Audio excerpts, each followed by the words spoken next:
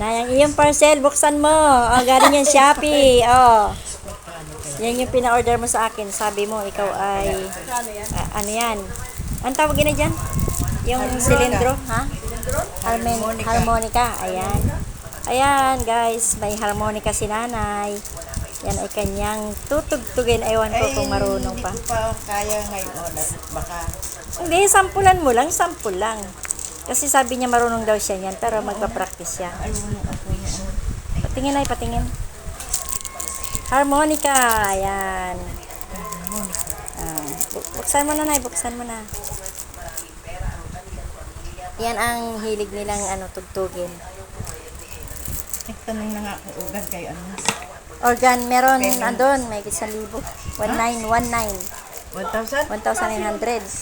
Saan? Maliit lang yung sa Harmonic yun. Shopee din. Depende, merong mahal, merong 3,000. Hindi, maliit lang. Pang ano lang. Hindi, pang ano rin, pang gamitin yan. Ayan si nanay, ay yan ang kanyang ano.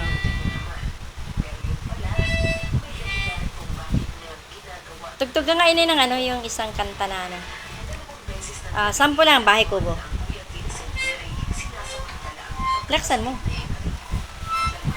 Maya, nahanap ko pa eh. Pinapractice pa niya, kumbaga tinutono niya pa. Kung sa gitara ay parang tawag dito, tinutono pa.